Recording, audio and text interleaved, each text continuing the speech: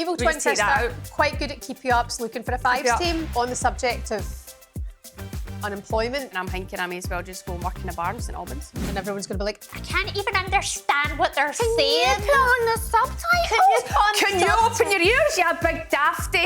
Did you hear that? WSL, the baby is back. Chelsea's squad depth, and right now it's like they're taking the more. She's pulling out opening the purse and getting the big players in, paying big money. She's going to want him to deliver, and straight away. But the real reason she didn't go to London City, I texted her. I said, Beth, don't do that. But little do they know I can stir the pot from the outside, can you? And so now we're in a situation where the second tier of women's football in this country is attracting players that have like won championships. Just walking around the city, people wear Newcastle shirts, and in a way that I think in other cities you don't really get that as much. I'm nearly a 30-year-old woman and I'm like bowling around on the streets sometimes just wearing like the badge of my employer. When you're a player, football's a hobby, it's a job, it's something you enjoy. Coming into it now, it's definitely, I see it more as a business. At the moment, you're not seeing too much of a return on investment, and it's kind of like, well, how much are we able to keep pouring into a women's team before we start seeing some of that money back? Can you tell us 3 Liverpool men's players which would make the best traitors? I mean, I'm putting Isak out there. Hello, how you doing? And welcome back to The Kickback. My name's Shebahn here, and joined by the evil twin sister. You're probably going to be seeing her more often. Professional football player, only just. Ruesha Littlejohn, coming up on the show for you today. The WSL is back, and we're going to be bringing you our thoughts on all of the action from a very interesting opening weekend. Plus, off the back of a 2-1 win over Forest at the weekend, Newcastle's Aoife Mannion joins us to talk about leaving United and transitioning to WSL 2. Head of women's football at Watford, Helen Ward, highlights the commercial and financial issues faced by lower league clubs. And Traitors star, rugby fan and former WNBA player Fay Greaves joins us to discuss how the Red Roses are getting on at the World Cup. Stay tuned for all of that and much, much more coming up on The Kickback. Man, I can read good these days. That was good reading, well done from you. I'm going to need to trial it out one day. However, what I'm thinking is we go back to the top there and we're going to need to edit a wee bit. Do we just take out my sister, evil sister, Ruesha Littlejohn, and professional footballer? Do we just scrap that and go... Evil twin sister. She liked to kick the ball about. Evil twin sister, quite good at keepy-ups, looking for a fives team. Keepy-up sensation, do that. Keepy-up sensation. Yeah. How many keepy-ups can you do? Whatever, I don't know. Like, when was the last time you counted? I don't.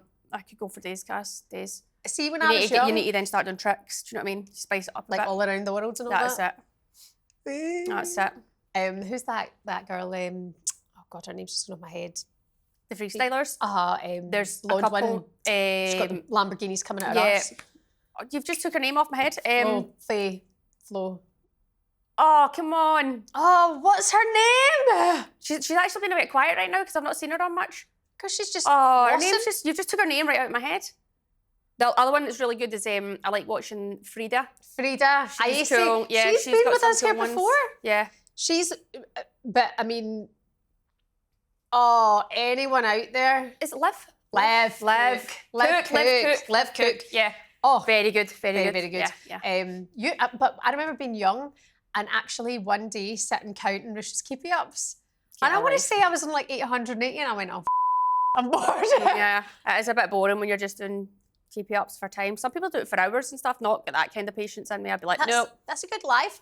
No, it's not. We should do it as a live. If you want to put the audience to sleep, yeah. I bet you some people what we should get is I'd watch that. I should do a day like trying to learn some new tricks because I've only got the basic ones, but some of these freestylers have got ridiculous tricks, but we could try and branch out. I'd probably do my knee or rupture my Achilles in the process, but it's worth a try right now to maybe get that sorted. You could do a little, see when you kind of get in the handstand position and then you put the ball and then they run with the ball. I'd pop my shoulder out. Do you know what I mean? With all that weight. And I'm a bit heavy. Do you know what I mean? Yeah. So, yeah. Look, honey. We'll start small. On the subject of unemployment, we all hope and pray that it's not the end for you here. Yeah. I'm thinking, well, I come in here, 2 times a month right now, and then I'm thinking I may as well just go and work in a bar in St Albans. By the way, I used to work in a bar. Yeah. I had great time. I would be better now working in a bar than what I would have when I was younger. That people, I didn't like to talk to them, dealing with the money and the cash behind till, couldn't do it, Can't stage count fright, to 10. panic. Now everything's tap, Stage tap, fright. tap. A lot easier now. Yeah, because So- now you wouldn't mess up Exactly. the change that you're Yeah. giving people. Absolutely. I remember being in the clubs, On the clubs. till open, giving out cash and whatever, coins, change. And they go, keep that. And you might get £1.08 of a leftover fiver or whatever. Right. And obviously, this is when it wasn't ridiculous to buy a glass of wine. And I remember going on holiday to Cancun with the girls, and all my tips funded my. Oh, was it? Very all my good. tips funded my. My mum bought my trip. Get that right up here. She bought. Lucky. By the way, you have been sponging for years. That's not Sitting true. there with a new pair That's of not Versace's true. on, They're everyone. Not you. I've had these a while, actually. And she's had 2 free holidays off my mum. My mum's just about got out of her Do you know why it was? It's because I had to go to football and stuff and at the weekends and I couldn't get a wee job because we had to, ridiculous. Anyway, look, we're here now. We should talk about the WSL because that's probably why you're We here. should. And everyone's going to be like, I can't even understand what they're saying. on the subtitles? Can you open your ears, you big dafty? Did you hear that? it's so rude to constantly criticise how Scottish we are. I've actually got an Irish twang But in I there. thought I can't understand you because you're English. It's just rude. Right, WSL, the baby is back. Fascinating weekend. Let's start on Friday night. Chelsea beating Man City 2-1. At the death, I thought, oh, maybe, just maybe, City could do something here. They didn't exactly run away with it, but you made a very good point. You look at Chelsea's bench and it's like, wow. Again, we sound like a broken record here, but you just go back to Chelsea's squad depth and right now it's like they're taking the even more. It's an absolute joke. But now I'm going, we keep going back to Emma Hayes had the problem of how to keep the squad happy and she found a way. But you're going, Sonia Bonpastor must at some point go, right, this is getting a bit more difficult. How does she give players minutes and the minutes that they want? The players in the squad might know there's a lot of rotation, but then when you've got one player consistently playing and playing a lot of minutes, well, people start to get a bit, Yeah. So it's going to be really interesting, but when you look at the players that were actually in the stand, maybe not available to play right now, you're like, that is mental. And yes, Man City are always in the game. It finishes 2-1. They're still in it. Anything can happen in football. It takes a second to score a goal. But I just think Chelsea could probably have went up another gear. And Man City they've not got the replacements on the bench. They've got some really good players on the bench, but talking about that level of player that Chelsea seem to have, that level of player with international experience that have done crazy things on a football pitch that are getting absolute top dollar to be there. Yeah, So that's the yeah. difference to Chelsea right now. I mean, we remember us sitting here, the January transfer window, we were talking about Gurma, fees being broken. Then we spoke about Olivia Smith, another record fee. And then obviously what happened with Grace Giora Yeah. to London City Lionesses. I mean, I was shocked. I was shocked about that. We've discussed London City for many reasons before, but they struggled against Arsenal. They're not going to be able to buy their way this season, but in time they will come It's good. going to take time. That's it. It's going to take time. I think they've got a manager right now. I don't know how much pressure he'll be under. I don't know how much Michelle Kang will be wanting to. That's what I mean. Will she be like, well, I'm not waiting. I want it to happen now because I'm investing. And I think there will be a bit of like that in her. She's pulling out opening the purse and getting the big players in, paying big money. She's going to want him to deliver and straight away. But I think football doesn't work like that. I think it does take time and you're going to need to let players now gel and get used to how he wants to play and it will take time, but I think that's it. It's the jump from the Championship to the WSL, which we always say it's different. At the Championship, you can get away with making little mistakes here and there. In WSL, you get punished. Yeah. And we've seen that near the end of the game. It ends up 4-1 to Arsenal. 2 goals in 2 minutes. And that's the difference. That is the level. So it's getting up to speed quick. And if they're wanting to play football and play out from the back and be a ball possession team, which I'm sure they did dominate possession quite a lot during that game, but it's when you make a mistake at the back, you're going to get punished in WSL. That's the difference. There was a lot of focus in that game, Arsenal against London City at the Emirates, about Beth Mead. So as we all know, Jocelyn Pritchard had spoken to talkSPORT and very openly spoken to our reporter Bradley Hayden about being in the market, as they would have said, for Beth Mead. And then from what I've heard through rumours and the Vine and whatever, is that it was a huge amount of money for Beth Mead. Now, huge amount of money in women's football terms, you know, really good figure. Beth, as we know, at Arsenal hasn't been starting as often as she would have, kind of thing. I love, and I don't think we've spoken about it enough, that she wanted to stay with Arsenal. You know, I don't know the actual figures, but say she could have went across the road to London City and went, okay, I'm set maybe for another 4 years or whatever, and this contract's looking juicy. But she wanted to stay with Arsenal, the fans, that team, what they've been building, having won the Champions League, and consistently fight for a place there.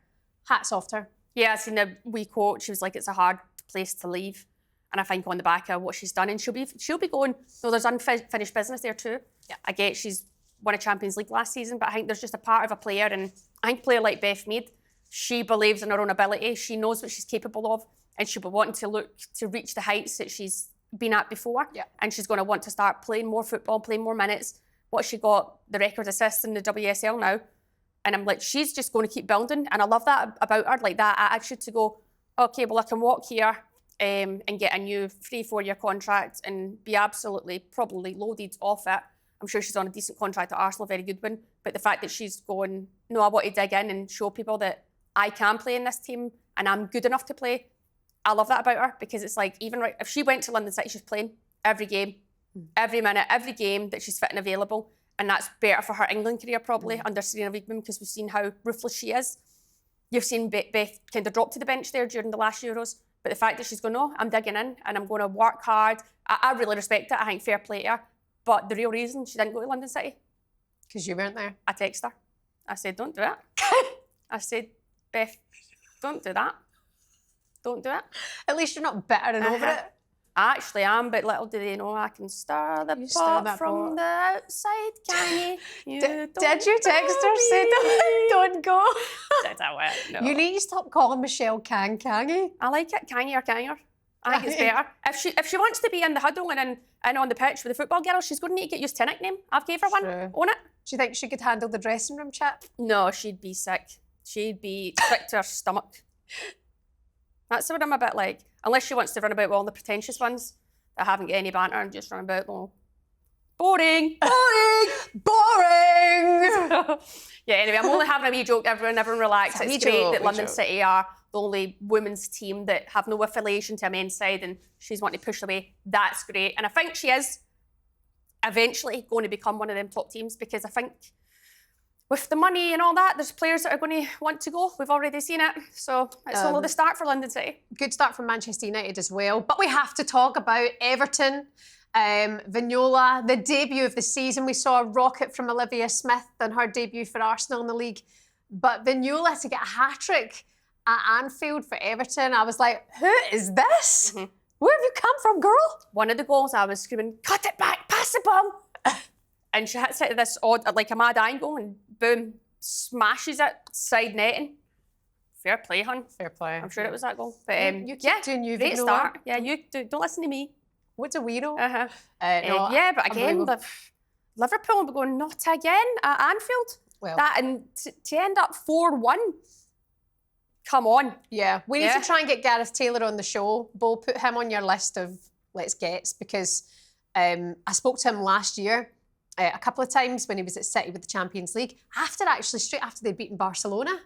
And you thought, oh my God, how they beat them, and was that match day two? That's when you had them all. They're going to win the Champions League. They're going to win. They're going to clean sweep the treble. No, they're not. Let the grown-ups speak, right? I was miles off it. But obviously, the squad had injuries as well after that, okay?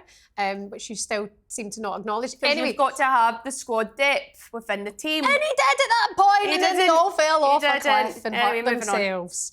Anyway, Gareth Taylor, like I say, I think he's a good manager, but that is a tough old start to life at Liverpool, being beaten by your arch rivals at home.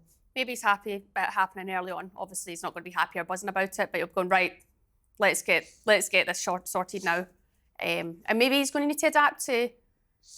I can't say I watched the game. I watched the highlights because I was very busy at the weekend, training and doing other stuff. Training, but I think maybe there's a bit of him where he's going, right, okay, he's had a pre-season and stuff like that, so he's had time with the players, but we all need to adapt a bit more because Liverpool is not a Man City side that he's been at for X amount of years. So he'll be learning that, and I'm sure they'll bounce back. Who's impressed you? WSL and Championship from the weekend. WSL and WSL2 from the weekend. I think Birmingham have made a big statement, starting back in the Championship with an absolute bang, so credit to them. I, in my head, was going Bristol's going to give them a bit of a game here, but it looks like the floodgates opened. We spoke about this the other night, and when you've got players of the quality of Vicky Losada and Sophie Ingle, what I'm going to say is, and we'll maybe touch base with Aoife Mannion, the level is different in the Championship. It's a different game, and I think it's going to take them a bit of time to just mentally adapt and see it for what it is. Vicky Losada's won Champions Leagues. Do you know what I mean? So no disrespect, but how she's found herself in the Championship, now playing at Bristol right now, is probably not what she thought was going to happen right now. So she's probably adapting to that, adapting to the game and the style of the game. Yeah, it's a different ball game. That's what I'm saying. Fascinating to watch. It'll be interesting to see, that's for sure.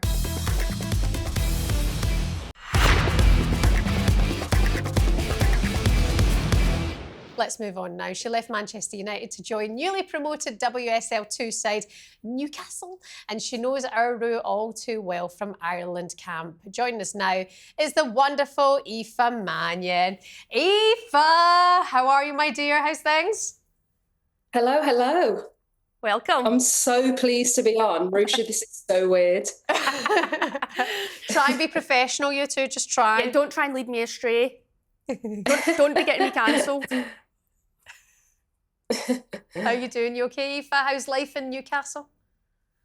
I'm good. I joined on the virtual lobby at the start of the show, so I've basically just watched this whole show. I feel like I've just been fangirling, and then suddenly it zoomed onto me and I've had to fix my face. I'm good. I'm settling into life at Newcastle. I've been here for probably about 5 or 6 weeks now.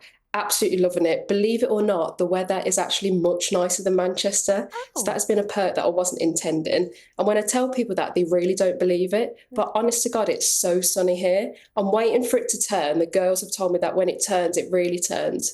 But at the moment, I am loving life. Good. You've actually got that nice Irish tan, Aoife. You do. Now you mention it, the weather must be good there. By the way, Newcastle, what a beautiful city. Also, when you're ready for it, good for a night out. You let us know when. Yeah, I'll let you know. I'm turning 30 this month, so potentially at the right time, might be able to get a little night out. Very nice. I hope you invite me. Invite me for your birthday, please. Yeah. Anyway, let's get straight into it. Let's get into it. How have you found... Obviously, you've done a pre-season with Newcastle and stuff like that. How are you finding it? How are you finding life? First game in the Championship? So I'm loving it. I'm just getting my feet under the table. The weekly schedule's a little bit different to what I've been used to. For probably in all the clubs that I've played at, my days off have ended up being on the same days. And our weekly schedule's slightly different. Different teams do that. That's absolutely fine. So it's taken a while to get my body used to it, to get back into the pre-season games.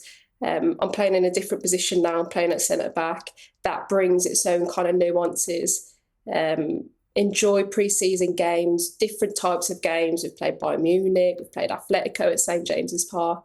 Then we've played Ipswich, newly promoted to the WSL2. Bristol, leading us into our first game at the weekend. Notts Forest, bit of an unknown quantity. Obviously, they've just been promoted from Tier 3, made incredible signings, really, really good signings. Had a really nice style of play. So we're absolutely delighted to just get off the mark with a win. Really pleased, and hopefully now we can start as we mean to go on.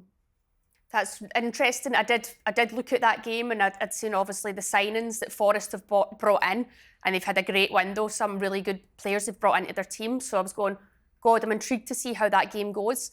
How were you finding? Or explain to us. Obviously, it's very, very early days. You've played literally one game in the Championship right now. How are you finding it, and what do you think the differences are from being in the WSL to the Championship? Some things that you expect are really not similar, and then some things are really similar. So people probably expect me to say that the WSL2 is more transitional, potentially more direct, and it is in some ways, but actually the style of play that played against in our last couple of games, Bristol pre-season, and then Notts Forest at the weekend, they've been really good playing out from the back. Like the level of ball retention and actually the desire to play and the patterns of play has been not surprising, because we know when we like watch video analysis and that that's how teams going to play. But I don't think it's what people expect me to say when they're asking that question. And I think that just shows as well the level of competition and the types of players that the WSL2 is drawing. I know earlier on you like referenced that Sophie Ingle and Vicky Lasada at Bristol, like they're absolutely incredible players. And so now we're in a situation where the second tier of women's football in this country is attracting players that have like won championships, won silverware. We've obviously got Morgan O'Brien on the team. Like she's won a World Cup, she's won Olympics. And then Jordan Nobbs obviously speaks for herself, massive, like legend lioness. So people probably would expect me to answer it and say it's super transitional, it's super direct. And in some ways it is. And I think that when the ball is lost, I think there's more players in the WSL2 that are actually really good dribblers. Like take Emily Murphy on our team, Beth Lumsden, Fay Greaves. When I'm training against them, they're so good at, we use this fancy word like ball carrying, essentially dribbling with the ball going forwards. That's actually a little bit different from the WSL. It's slightly more like patterned and the spaces are slightly smaller. So as a defender, that makes it quite interesting. And as a defender that sees himself as quite combative, I've enjoed that. That's good. The refs also give more. They let things go a bit more. Oh, that's nice. So I've been getting like chopped, I've been getting cut up. Like I feel like after the games, my body has been a bit beat up and I can't remember feeling like that in the WSL. Interesting. That is what people say in the Championship. It's just that bit more Rough. Physical. I don't know what it is, because I'm not saying the WSL's not. But obviously, if you're saying it and you'd be quite a physical player yourself, like you're going, oh, there's a lot of contact. So yeah, it's interesting. Yeah. But how are you finding the season? Newcastle, obviously, within house, you only have goals and stuff like that. Are you confident that you will be pushing to aim for promotion this year, or what do you think? The aim, like the dream, is to try and get ourselves in a position where we can get promoted. The team obviously finished 5th last season. Before that, they did 1 year in Tier 3, and before that, obviously in Tier 4. So it's clear that the team were on like an upward trajectory. And our mantle as a team, and especially the players that have been brought in, is to try and give a level of experience to keep that going. It's so early days, and you hope that you're doing the right thing and you're on the right path.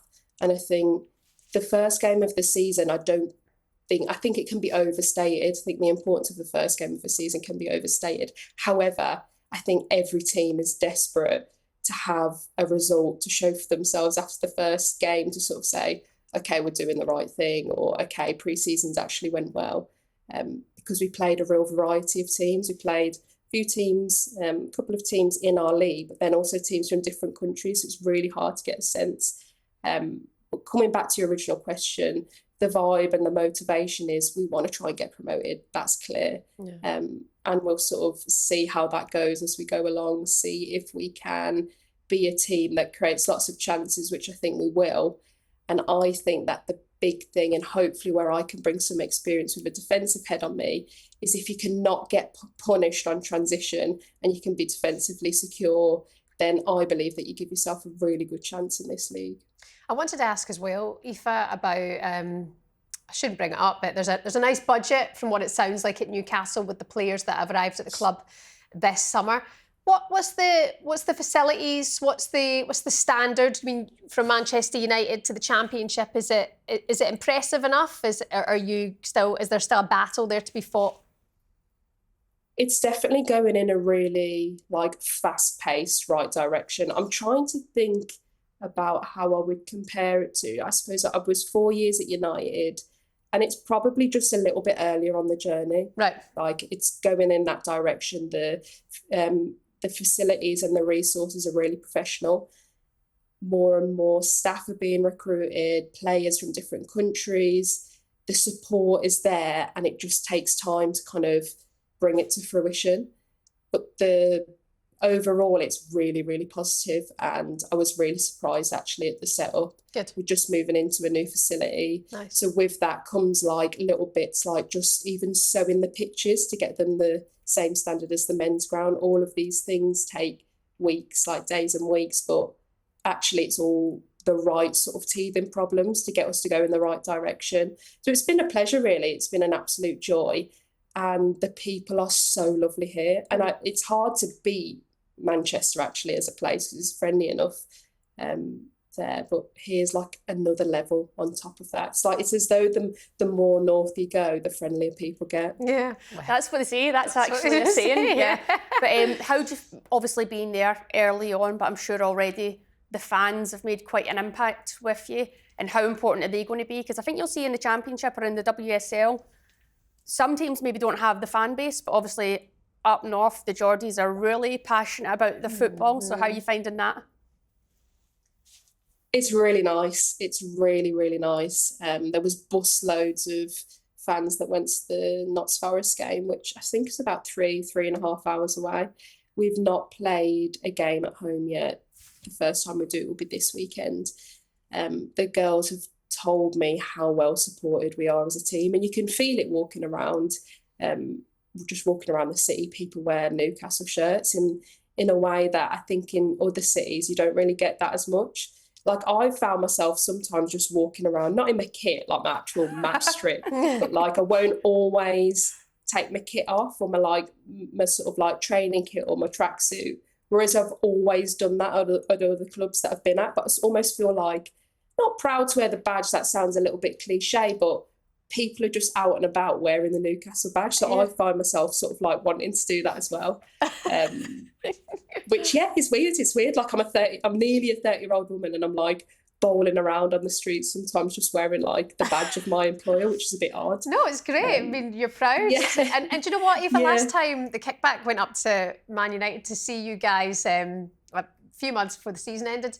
And I remember speaking to you then, and you'd just overcome some injury issues. And I remember what you said really stuck with me. You said we celebrate each day now at a time, just whatever day it is, whatever little step. You used to have big goals, but now each goal was just like, take it day by day and whatever like that. And it really stuck with me. I thought it's a really good mentality. And you seem really happy and like you're really cute. You're cute. I mean, I was at United for 4 years. When with high hopes, I was going to be this, I was going to do that, like all the good stuff, all the ambition, all the, the big ego that you need to like get yourself into those teams and try and make a name for yourself. And then I just got really badly injured for just a few years. And so I never really got to get my kicks on the pitch in the way that I would have wanted. So there's like two ways you can go with that. You can either be like, oh my God, this is actually terrible. Like I wanted it to be like this. And now I'm like making these cameo appearances. I'm coming on in the cup games. I'm clearly second-hand string, and as a fallback, I'm playing as a utility role. It's not my profile as a player. I want to be this position. I want to do that. Or you can kind of go, well, what can I get from the experience? Like, this is what it is. How can I make the most of it? And I think that being forced to have that mentality over a number of years, obviously as a footballer, you're like, it's different from a normal job in that you can't, at the moment that you get uncomfortable, you don't like it, you can't just go, all right, lads, I'll see you later. I'm actually going to go to a different job. So in the really tricky times, you're sort of forced to like, well, I need to make the most of this. And then now that I've moved and I've been playing, I'm playing in like the position that I would like to be signed in. It's like, oh wow, like this is actually really fun. I really like this. I don't have to like work really hard to get the kicks out of it. Aoife Mannion, what a pleasure to speak to you. Keep going. We look forward to see what you and Newcastle can do this season, and see you back in an Ireland jersey again very soon. Oh, thank you so much. It's been such a joy. Lovely to speak to you. Cheers, Start Aoife. the group chat. We'll see you at the 30th, if not beforehand. Aoife Mannion there from Newcastle, and Rue's teammate at Ireland as well.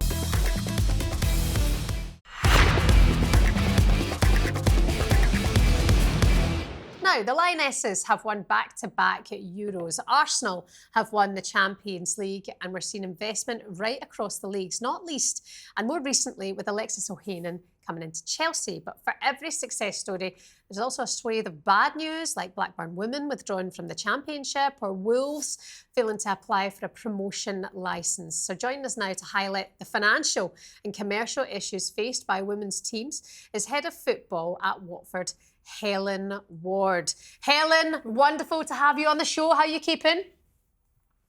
Yeah, not too bad. Thank you very much. How are you both? Yeah, All is well. all is well. very well. We were just saying, like, Helen Ward, you changed your name not too long ago, and then we were trying to work out your maiden name. What's that? Yeah, we came up with I mean, it. I've been married 13 years now. Yeah, I was going to say it wasn't recent. Yeah, definitely wasn't recent. I know that. I know it's Ward. We still doesn't. remember your maiden name, Helen. Okay. I was a lander when I played alongside Ruesha back in the day at Arsenal. Yeah. Oh That's my right. God, you two were at Arsenal back in the day. We've crossed paths a couple of times, I think, in football, yeah. So, yeah, Helen's an out-and-out goal scorer, goal-scoring machine. There you go. How long have you been that's about all I retired now? was, to be fair. 2 years, just over 2 years. Mm-hmm. And how's that all going? I mean, you've got a big job at the moment, but how's it been off the pitch, Helen? Yeah, it's been an interesting journey since I retired. I don't miss playing at all. My body gave up on me. Achilles, as you know, Ruesha, Oh my God. they are a killer. Ruined the last couple of years of my career, but no, I don't miss it, which is good. That was the big worry. When you stop playing, you feel like you're going to lose your identity or whatever, but I had enough going on elsewhere to not worry too much about trying to chase these youngsters around the pitch.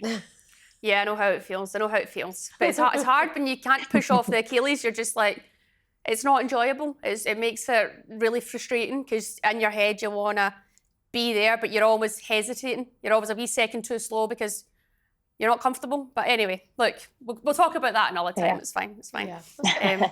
How is life at Watford right now? Head of women's football. Head of women's football. How is that journey right now?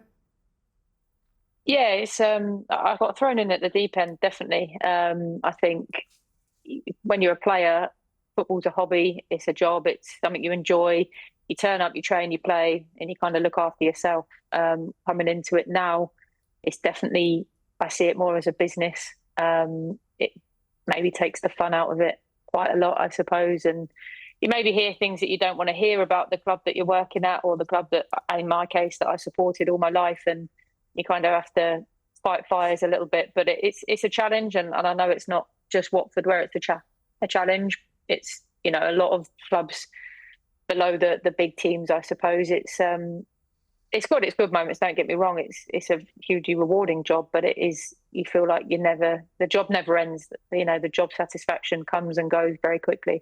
Is that because of financial issues and tight budgets, Helen? Yeah, that's a big part of it. You know, and I have to see it from both sides. You know, you look at the Blackburn story and the Wolves one, and it's always so disappointing to hear clubs doing things like that. But at the same time, when you look at it from the other side, you think, well, the demands of competing in the professional game now, as it is in the top two leagues, those costs are just going up and up and up. But at the moment, you're not seeing too much of a return on investment. And it's kind of like, well, how much are we able to keep pouring into a women's team before we start seeing some of that money back? And that's the reality of it. And it's not, you can't pinpoint that on anyone. It's not anyone's specific's fault. And some clubs have got more resources to be able to pour it in. And, you know, those returns on investment will come.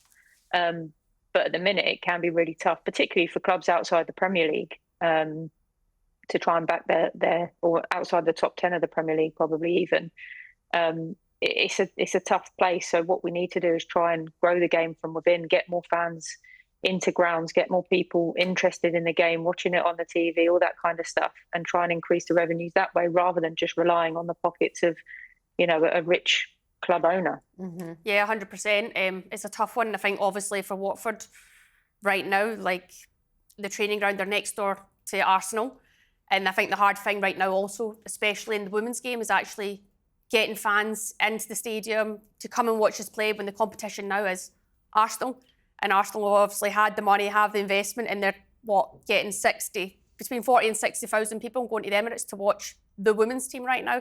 So it's obviously quite tough competition right now. But how do you see that? Or do you think, could there be a way of trying to work fixtures on different days? How do you see that? Or do you go, that's just the way it is?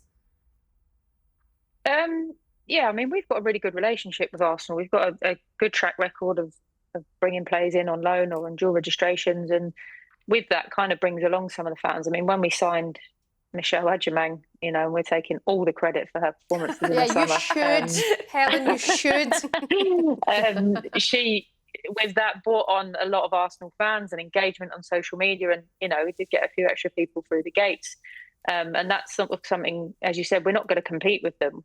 Arsenal are renowned for having the best fan base in the country and have been since we were there, I'd say. You know, it's always been a very one club thing with their supporters. They're very tribal and they love their team. No one else loves their team, but they love their team. And I think that's a big thing. And they've always had such a big fan base that we're not going to compete. So how do we harness that relationship?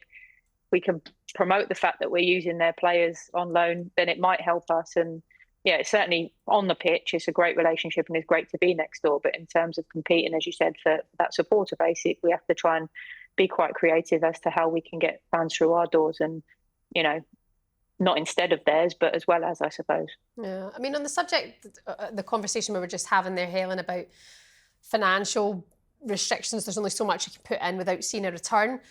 The thing is, where I think Arsenal have got it right is going way back, and you'll know this yourself, even though there probably was still a massive gap, there was so much backing for that team from the parent, you know, from the parent club or the men's team, however way you put it.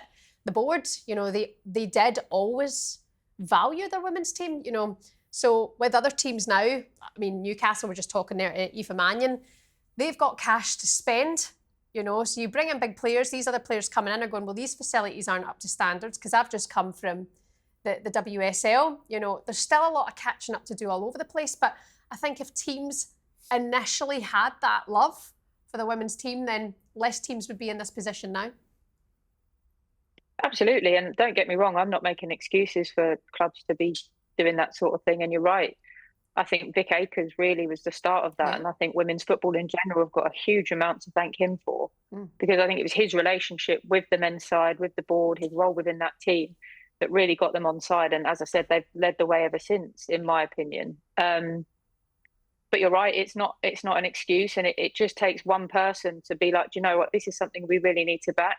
If we're willing to spend 30 million on a gamble signing a centre forward for our men's team, why can't we put a couple of million into the women's team that you know, maybe not immediately, but sometime down the line, we're going to really reap the rewards. It seems that women's football has to prove itself before it can earn the interest and earn the financial backing, whereas people are a lot more willing to take a gamble in the men's game, which, it will pay off more often than not. But yeah, it's like a lot of things, you know, you guys will know in the media, as a woman, you probably have to prove yourself a little bit more in the football world. And it's the same thing. And I think we need to try and move away from that narrative. And if a team's worth backing, then back them and give them that love and support that they need. Helen, that was an interesting conversation. Thank you so much for coming on and sharing the insight. Thank you for having me. To the kickback. Yeah, good to see you. Hopefully see you again soon.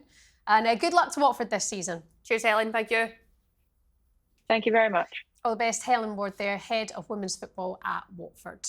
Finally, joining us here on the Kickback today is Series 1 Traitors star Fay Greaves, a former National League basketball player and coach, avid Liverpool fan and ambassador for the Dalio Rugby Works, a charity supporting young people using the power of rugby.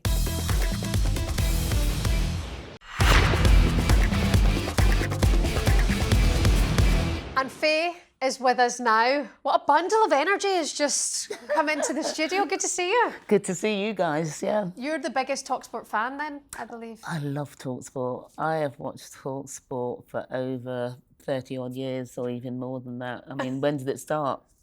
It's like 30 years old now, 28 years old. Well, no, we just had our 25th birthday. Well, there you go. So I've been this. listening to that for 25 years. You've got an eye on Alan Brazil as well. Love Alan. Alan is a Suffolk boy now, you know. He's lived there for many years because he played for Ipswich Town Football Club. So, yeah, we love Alan. And I love Alan as well. See, we love Alan. We were just talking about this before we went on air. You're an Ipswich fan, Yep. but a Liverpool fan. I know, yeah. See, I've got two teams. I don't care what people think. Show everyone your tattoo. You'll never walk alone. So you're kind of Celtic as well then. Absolutely, yeah. It's a strange one because my dad, when we were growing up, we heard Liverpool all the time. He came from the army from Barbados and stationed in Wrexham, but, you know, he was in base Liverpool, then Wrexham. And then he came down to Suffolk and met my mum, and the rest is history. Okay, interesting. So there's a link to kind of them two teams. Yeah, because, you know, when you're growing up and you hear that word Liverpool all the time, it kind of sticks, doesn't it? Yeah. And obviously born in Ipswich, yes, I follow Ipswich as well. So I'm lucky. I've got two teams. I'll let you off. I'll let you off. Absolutely. You Fine. can support two teams, I know. yes. See the amount of grief I get for that? I'm Do like, you? so I was born into Celtic. Yep. When I met my husband, he took me to Man United games. He loved Man United. I was Yeah. like, oh, I'm really into Man United now. You moved away from Glasgow. So then I would also have a soft spot from Arsenal from way back in the day. Arsenal women, not men. Not Arsenal me, women. not look at me. But she's also got a soft spot for Scotland, national team, Ireland, I love England, the Lionesses. Ireland. I'm like, no, you can't just keep jumping on the bandwagon of, it doesn't work like that. Speaking of traitors, Fay. There you go. That's the name. Yeah. Right, I've got a confession. For one of the most popular shows out there, I didn't get round to watching it. And I know. She's the only one. She's the only one in the It was world. literally time, and I've just not. But now I'm like, right, okay, I'm focused. I'm going So to you get on don't it. know me then? I'm going to know you soon because I'm going to watch it back and I'm going to get in it. Everyone was obsessed with it. It was Oh my a God. hype, an absolute hype. 2022 it came out, so November 2022, right up till ended on the 24th of December or something like that. And honestly and truly, I couldn't go anywhere. Yeah. Especially in my village, you know, I couldn't even go and fill my car up with fuel or anything. There were people going, oh my God, that's Fay from the Traitors. And they were getting out of their cars with their mobile phones, and the people behind the thing would say, no mobile phones, please. Can you put your phones away? You know, because they wanted a quick selfie. And then I'd go in to pay and they'd all want a selfie too. But yeah, it was a phenomenal show, and it still is, and it's growing. And like I said, you know, series 3 smashed all records, 10 million viewers. It's just on episode 1. It's crazy. And I still get people actually saying, God, you're the girl from the Traitors. And, you know, you did really well. And, yeah, it's a great show. And the celebrity one's out in autumn. I know. Oh, is it? Yeah. It has. I mean, it took over when that series is on. Everyone's talking about it. It becomes such a talk. Even in sports, you're seeing these cameras in the dressing rooms. They're all talking about it. People are on their Instagrams. Really, you have to Right, watch so it. do you all have to, what is the aim of the game? You have to lie to each other about Well, stuff? yeah, there's 22 of you and you're stuck in a castle in Scotland. That's the UK one anyway. And Claudia, she chooses 2 to 3 traitors. So it's up to the faithfuls, which I was a faithful, to actually uncover who the traitors are. So each night you can either be murdered, or at the round table you can be banished. And it's a shocker as well. Oh. Like, it's shocking. You're like, oh! I'd be terrible at it. I wouldn't know who's lying to me, shock horror. I'd feel like getting lied to. There's money at the end of it though, so... I know, but then try to find out. I'd be useless. We're all useless. Yeah. Let's be honest. When you're watching it at home, even me now watching series 2 and 3, you think, God, that's so obvious, but it's not. Yeah. When you're in it, it's a totally different feeling, trust me. I can imagine. It messes with your head, totally, honestly. The Red Roses Oh in my the quarterfinals. I mean, this is where then you look at Twickenham and selling out in the Women's World Cup and women's rugby being on the spotlight again. I mean, it's incredible. And I think the Lionesses sort of elevated that, didn't they, for women's sports particularly. But the Red Roses, honestly, I mean, rugby now, I'm thinking, God, if I was a rugby player, I'd have been awesome. Yeah. No, seriously, I'm not just saying it. Do you know why? Because basketball is a really technical sport. I don't know if you've sort of messed around with it. So you've got to be able to have the right footwork to score. You've got to be able to dribble a basketball. Once you stop dribbling basketball, you have to pass it. You have to be able to shoot into a hoop that's 9.5 diameters, right? Yeah. Rugby. What point did I get a glass of wine? No. Rugby, you just get that ball and you just go for it. Yeah. And I love the way you can. There's not many sports you have to go backwards to go forwards. Yeah. to score. Yeah. That's clever, isn't it? Yeah. No, rugby's a wonderful sport. Oh, it's a great sport. I would have been awesome. I really would have been awesome because I'm quite strong. Yeah. I was one of the fastest runners in my school. It's not too late, Faye. I don't know, at my age. This is the thing now about the WNBA. That's now the fastest growing. Oh. That's where the money's going now, Faye. Love the WNBA. Caitlin Clark, Angel Reese, the beef. Oh. Chicago and Indiana to East Side. We were talking about it. We had an expert on the show one day. Everywhere on my TikTok, I'm like Caitlin Clark, Angel Reese, Sophie Cunningham, the fight. I'm like, yeah, I want to see that in the women's We football. need to have another show with just WNBA and basketball. Seriously, yeah. You're going to be our go-to expert Love now it. for this. Yeah, but the Red Roses, they've been stunning, and New Zealand. I know. I think I have a confession also. I don't watch the rugby. Oh, stop! It's two stop start. Hit you with a cyber. So it's two stop start. My prediction is either Canada, England, or New Zealand, England, in the final. I think so. The Black Ferns, they're the current. They've got the championship for something else. They're not the current title holders, are they? Sorry, this sounds really thick that I've not done my research. Sorry, what you're saying? New Zealand? Yeah. Yeah, they are. They're the New current Zealand, champions, Black Ferns. Yeah. Yes. Yeah. So look, we can't be having England win another thing. They just won the. No, I think it's out of New Zealand and England. Okay. They're New probably Zealand, in the excellent, final, and that'll be a stunning final. It will be. You keep doing your good work with the Diallo Rugby Works and the ambassador role you've got with that charity there. And can I just have a shout out for Ripple Suicide Prevention, because tomorrow is World Suicide Prevention Day. I'm an ambassador for Ripple Suicide Prevention. NSPCC, I'm an ambassador for as well, and Elements CIC. Good for you. Keep going.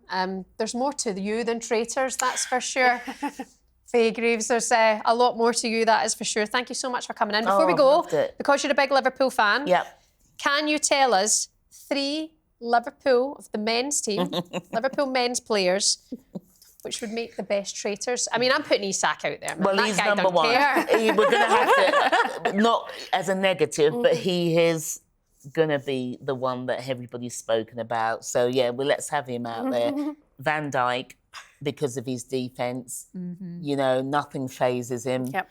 I would say, and Andy Robertson, to me, he'd be great. Really? Yeah, love Andy Robertson. Okay. He would be there as a traitor because he's not. He is steadfast. He's always the one that gives it his all. So I think he'd want to be competitive. Nice Scottish connections there to two players there. Fay Greaves from the Traitors and from Rugby Works, for Diallo Rugby Works. Thank you so much for being with us today on the Kickback. Great to see you. Enjoyed we'll it. Thank you for having me. Thank you. Thank you. And you can get in the comments. Let us know your thoughts, by the way, on the Red Roses as well. Can they go on and win the World Cup here on our doorstep? As Ruesha says, another England win. Should be thrilled. She'll be there at the final, wrapped in her England flag. Well, thank you for watching. Like and subscribe. Leave a comment, and we will see you again next week. Bye.